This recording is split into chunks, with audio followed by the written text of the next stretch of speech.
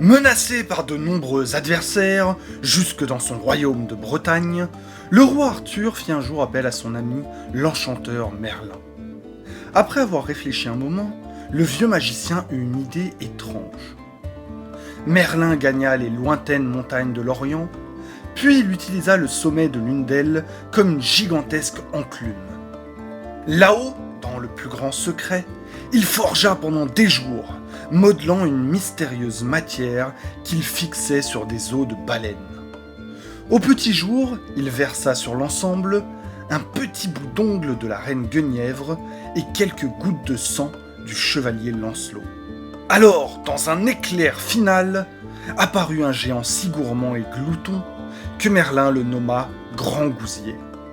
Ce colosse à la force herculéenne allait servir de garde au roi Arthur.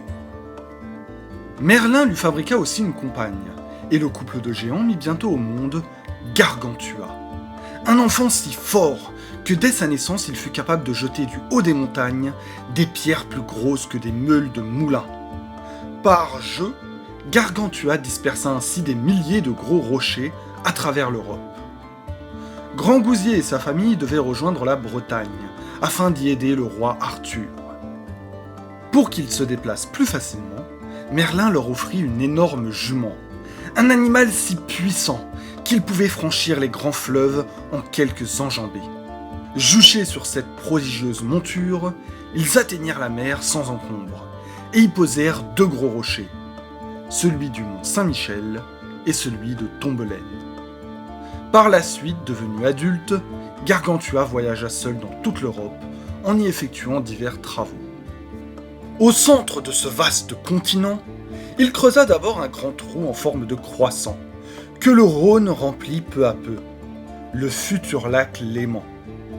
Avec la terre provenant de ce trou, il chargea plusieurs fois sa hotte, et entassa le tout pour faire diverses montagnes de France et de Suisse.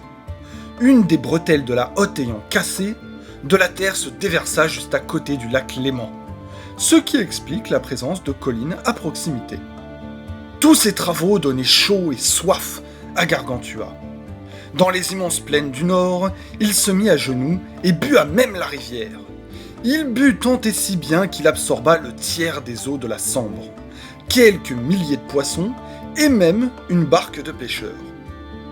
Une autre fois en Suisse, près de Gruyère, il assécha complètement la Sarine, un torrent de montagne qui cessa totalement de couler. Las de creuser et de transporter des cailloux, Gargantua s'éloigna vers le sud, longeant le Rhône jusqu'à Beaucaire. Là, repris par la soif, il avala plusieurs bateaux de commerce qui se rendaient à la foire. Oh, pas par méchanceté, non, par simple distraction. Boire beaucoup lui causait quelques envies pressantes, et de temps à autre, Gargantua soulageait sa vessie, au hasard de ses promenades. Il donnait ainsi naissance à de vastes étangs, comme ceux de Saint-Gon près de Paris, et à des rivières comme l'Assé ou le Robec, qui coulent toujours en Normandie.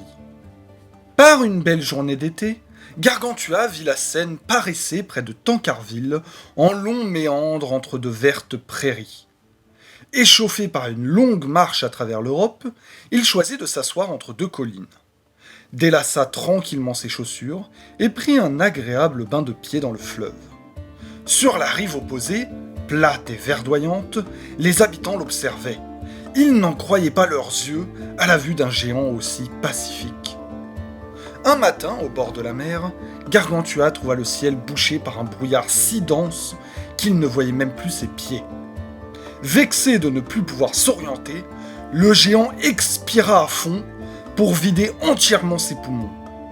Puis il aspira l'air si fort que tout le brouillard qui masquait la mer disparut. Ce jour-là, la Manche se dégagea si bien que les îles anglo-normandes furent toutes bien visibles depuis Granville. À grandes enjambées, il traversait les plaines d'est en ouest en prenant appui sur les clochers et les collines.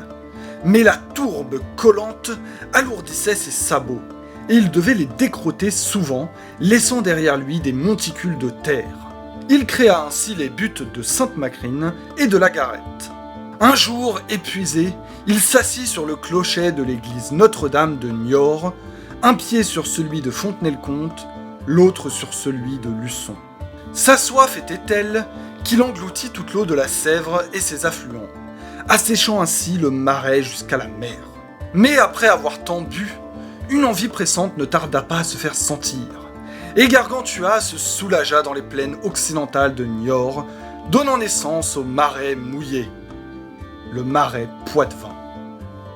Dans tous les territoires de France, on retrouve la trace du géant Gargantua. À Cancale, il jette les gravillons de sa chaussure qui deviennent les rochers de Cancale. Un autre caillou jeté devient le mont Dol. Idem d'un gravier de ses souliers avec lequel il créa le rocher de Biseux dans l'embouchure de la Rance. À Saint-Malo, Gargantua avale 790 bœufs et a une indigestion. Il vomit le petit et le grand B. C'est avec le même procédé qu'il crée l'île d'Agot près de Saint-Briac. Doté d'un appétit insatiable, le géant voulut un jour se repaître de son propre fils.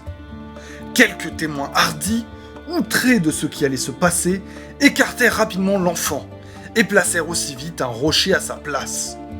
Se ruant sur cette pierre, Gargantua perdit une dent en refermant sa mâchoire sur le bloc de granit. Fou de rage, et se lançant sur ceux qui le contrariaient dans sa funeste entreprise, il tua son fils au passage en lui assénant un coup de poing sur la tête. Horrifiés par ce crime abominable, les témoins de cet acte harcelèrent à tel point Gargantua qu'il en devint malade et mourut 1 an jour pour jour après avoir perpétré son forfait. Gargantua sera donc enterré au mont Garot. Il fallut d'ailleurs le plier en 7 pour l'ensevelir. Merlin, qui savait bien comment Gargantua avait besogné, vint le chercher et le transporta en Féerie, où était déjà le bon roi Arthur, avec sa sœur Morgane, Ogier le Danois et Huon de Bordeaux, où ils vivent encore et font bonne chère au château d'Avalon.